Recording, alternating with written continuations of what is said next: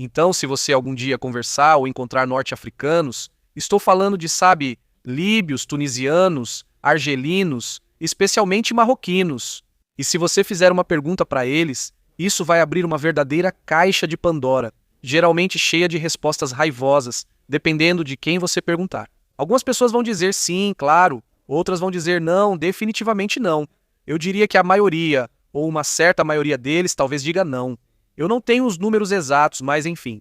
E depois de 45 minutos ouvindo respostas apaixonadas, você começa a perceber o quanto essa única pergunta é importante para milhões de pessoas nessa região do mundo. Porque às vezes você só quer saber, vocês são árabes? Vamos conversar sobre geografia. Oi pessoal, eu sou o seu apresentador Barbie. E meu Deus, olá escuridão, minha velha amiga. O que temos aqui é a caneca Cold Black Geography Now. Esta é um dos muitos produtos que você pode encontrar em geographynow.com. Fique à vontade para pegar o que quiser. Temos muitos produtos legais no site. Temos moletons, temos sacolas de cordão, temos canecas. Pegue, faça o que quiser com ela. Eu não me importo, beba nela. Eu não me importo, é sua. Como sempre digo, não é se vender se for sua marca. Neste mundo, muitos países compartilham um idioma comum com outros. Você sabe, você pode encontrar o espanhol sendo falado em toda a América, desde o Chile até a África, na Guiné Equatorial.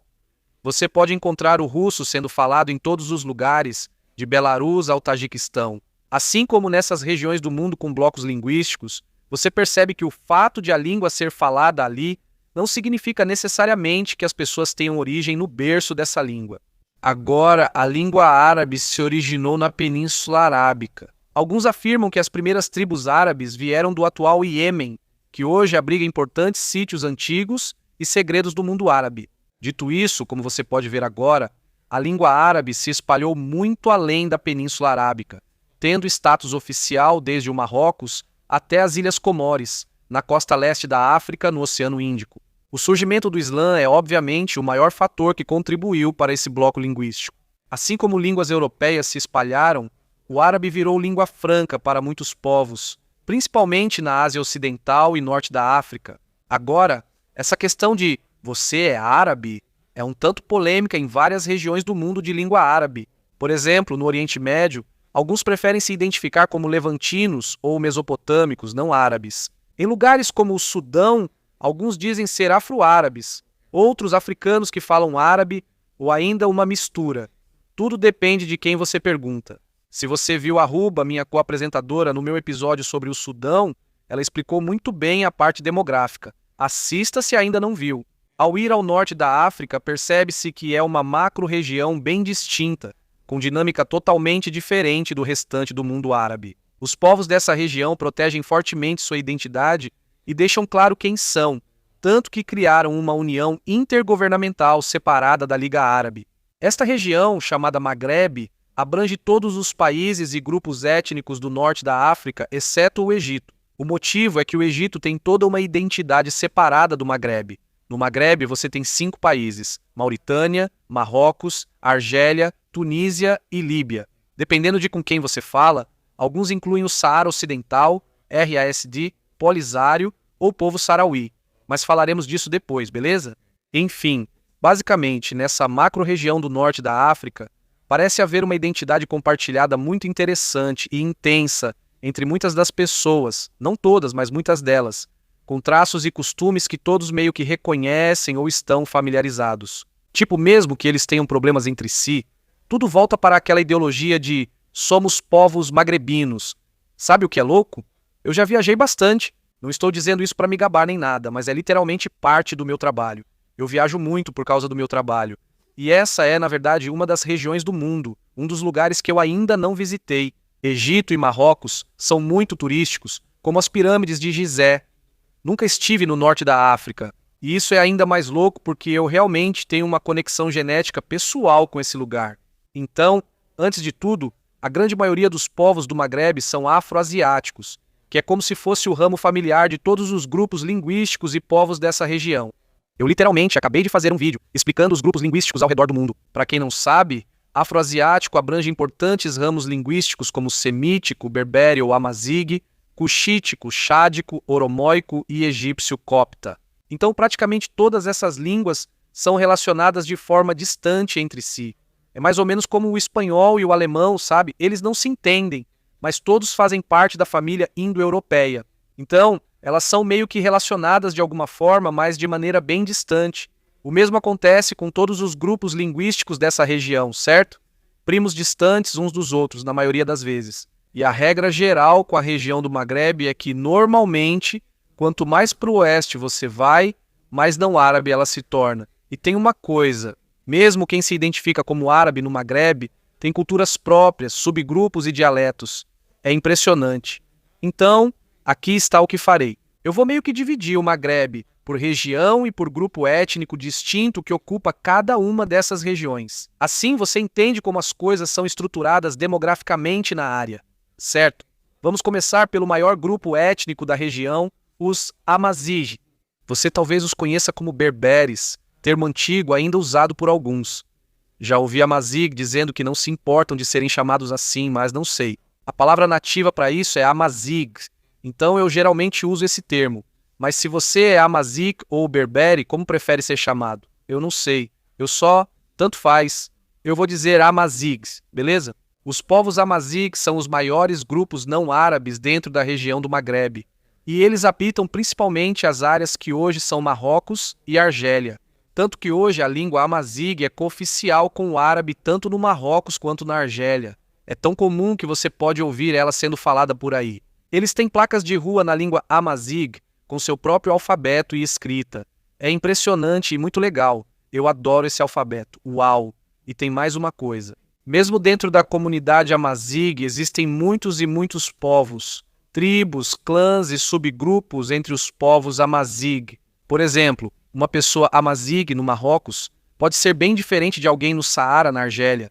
Embora tenham identidade comum, suas culturas são distintas. Sabe, também envolve regiões geográficas. Então, de modo geral, os povos Amazigh estão meio que divididos entre 3 ou 4 regiões, dependendo de como você considera: oeste, montanha e leste. O Marrocos tem a maior população de povos Amazigh. Os mais conhecidos são os rifianos, que vivem nas montanhas do Rif, assim como os povos Amazigh das montanhas do Atlas e os povos Amazigh Shilha e Tachile, que vivem no sul, em áreas mais secas e desérticas. O povo Amazigh rifiano do Rif realmente teve, em certo momento, um movimento separatista, e atualmente ainda existe uma comunidade de povo Amazigh rifiano no Marrocos. Expliquei isso em um vídeo anterior sobre grupos separatistas da África. Depois seguimos para a Argélia, onde a situação é um pouco diferente. A Argélia tem o povo Amazigh Kabila, principalmente nas montanhas da Cabília. Eles também tiveram seu próprio tipo de movimento separatista. Provavelmente, esses são os Amazigh na Argélia, com o senso mais forte de identidade cultural nacional. Eles vivem nas regiões montanhosas do Mediterrâneo argelino, e muitos deles também são altamente urbanizados. Eles não são pastores. Na verdade, muitos deles são povos Amazigh urbanos. Há também os Chaoui Amazigh, principalmente no leste da Argélia e em partes da Tunísia. E também existem os Mozabitas, encontrados no Vale de Mizab, na região do oásis do Saara. Muitos deles são, na verdade, muçulmanos ibadis, que é uma seita do Islã. Eles são basicamente o povo do oásis na Argélia.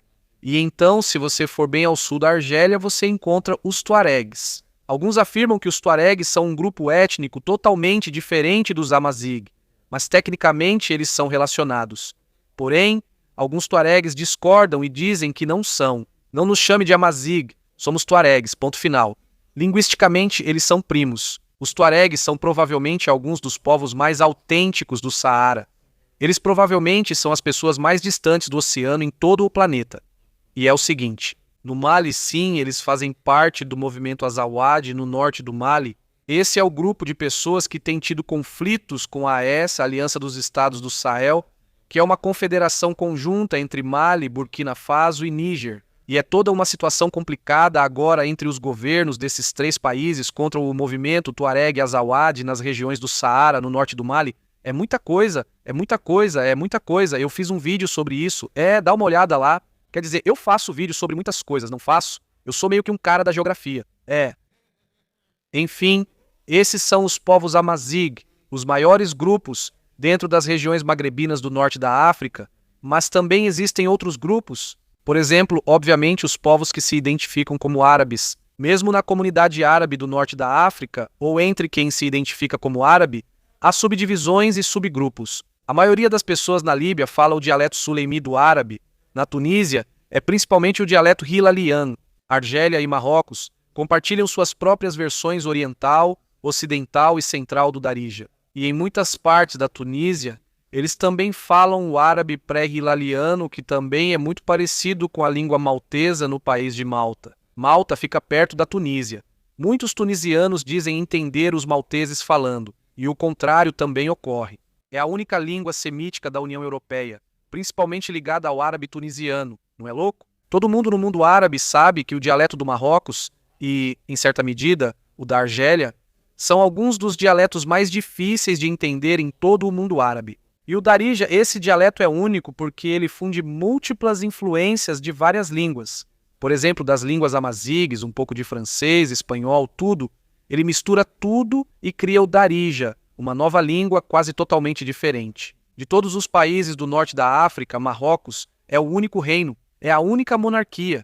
Eles têm um rei, enquanto todos os outros países têm sua própria república ou outro sistema.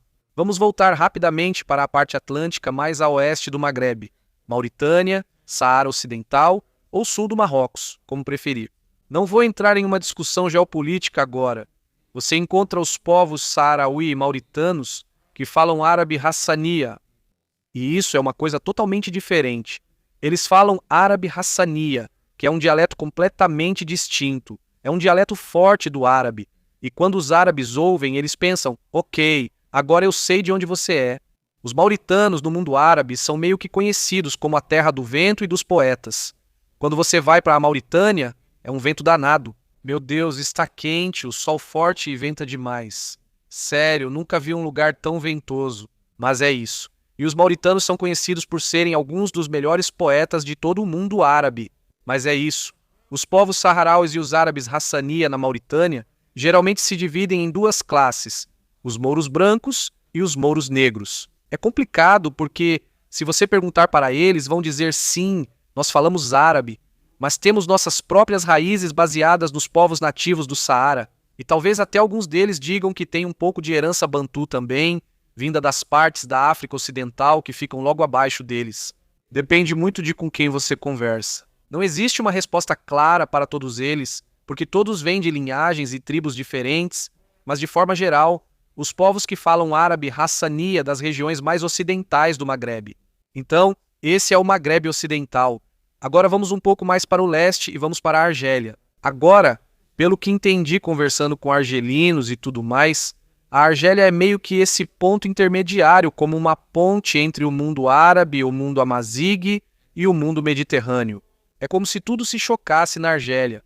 Você também vê muitos elementos franceses, já que a França colonizou o país e há muita arquitetura francesa. A Argélia parece enfrentar umas 8 crises de identidade diferentes ao mesmo tempo. Mas, vale dizer, eles têm uma cultura nativa amazigue muito forte, e é por isso que a língua amazigue também é cooficial com o árabe no país deles. Eles também têm a maior população de tuaregues no sul dentro do Maghreb. Sabe o que é louco? Quando eu converso com norte-africanos, todos me dizem a mesma coisa. Até os egípcios norte-africanos fora do Maghreb falam: nós, norte-africanos, somos intensos, mas regra número 1, não mexa com o povo do deserto. Isso é o que sempre me dizem. Quando você vai ao norte da África, como Líbia, Argélia ou Tunísia, não mexa com o povo do deserto. Eles são diferentes, não desrespeite. Todos me dizem isso. Não sei, se você é norte-africano, não sei. Talvez você possa confirmar se é verdade, mas eu acredito. Se eu estivesse no deserto e visse o povo do deserto, pensaria: não vou dizer o que fazer, estou no território de vocês. Estou fugindo do assunto. Enfim, onde estávamos? Argélia. Isso, Argélia. Quando você vai para a Argélia, é engraçado porque eles têm uma relação tão estranha e complicada com o Marrocos. Porque, culturalmente, eles são bem parecidos com o Marrocos. Eles têm toda essa questão amazigue, claro. Mas eles não têm um monarca. Eles também têm essa discussão sobre toda a questão saaraui com o Saara Ocidental. E esse é meio que o cerne do conflito entre eles. Porque a Argélia abriga muitos do povo saaraui em Tindouf, a cidade que fica na fronteira com o Marrocos. E Sabe, isso faz com que o Marrocos tenha uma relação meio complicada com a Argélia. Fica indo e voltando, mas basicamente eles são irmãos. Eles são irmãos, mas brigam por causa dessa questão saharaui. Enfim, Argélia e Marrocos. Tenho quase certeza de que meus inscritos marroquinos e argelinos vão explicar muita coisa nos comentários para vocês, assim eu não preciso. Então agora vamos para a Tunísia. A Tunísia ela é meio que um caso à parte em tudo isso, porque os tunisianos, pelo que eu entendo e pelas minhas conversas com pessoas da Tunísia, e tunisianos, se vocês estiverem nos comentários, por favor me corrijam se eu estiver errado. Mas os tunisianos, ele tem uma questão de identidade separada, diferente da questão amazigh. Claro, alguns podem dizer que tem raízes nativas amazigues, mas o curioso é que muitos tunisianos gostam de valorizar suas possíveis raízes cartaginesas ou talvez fenícias. Há muito tempo, a Tunísia foi o lar de Cartago, o maior rival do Império Romano.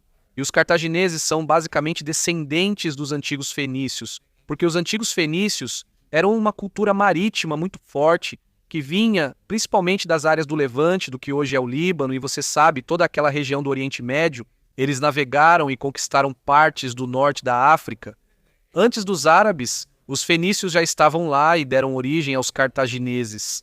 E é daí que muitos tunisianos meio que tiram sua possível identidade, seja lá como você queira chamar, além da possível influência árabe e amazigh. Então existe toda uma questão de identidade fenícia, cartaginesa, ou como você quiser chamar, que acontece na Tunísia.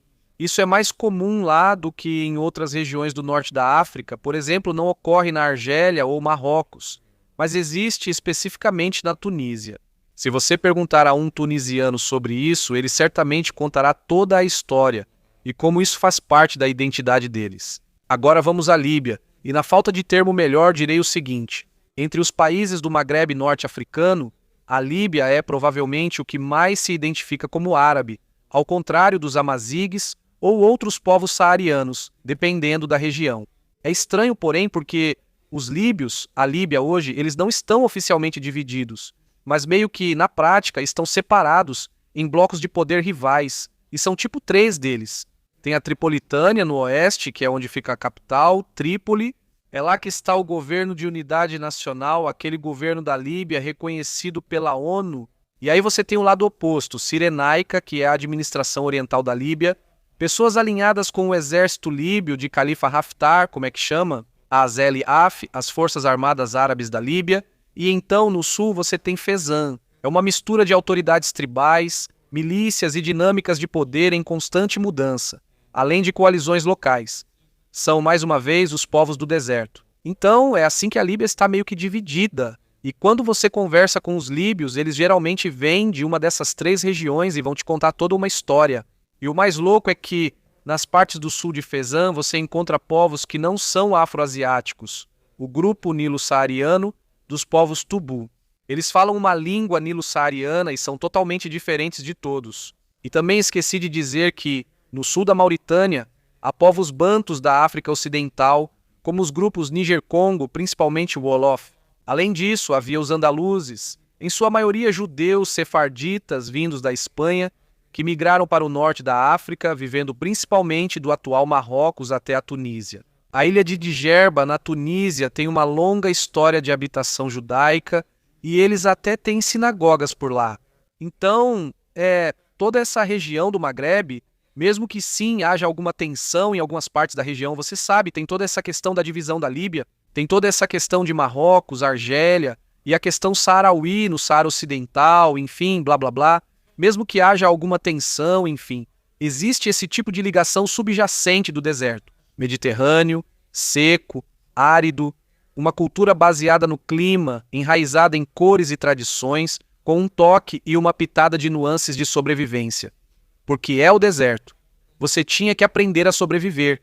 Tipo, você precisava saber onde conseguir água. Você tinha que saber como ser um pastor com camelos e gado. Você tinha que saber como se guiar pelas estrelas. E precisava saber como lidar com toda essa paisagem intensa e maluca, sabe? O povo magrebino é um povo que sabe lidar com o inóspito, e isso é algo que é compartilhado entre eles em uma macro-região do norte da África. Eles simplesmente sabem quem são e vão deixar isso claro para você. Eles são magrebinos, eles são os norte-africanos. Então é isso. Esse é o resumo. o país oculto da macro-região, que na verdade não é um país, só estou chamando assim para este vídeo, mas vou chamar de macro-região do Maghreb. Certo, é isso. Espero que você tenha aprendido. Fique tranquilo, fique ligado.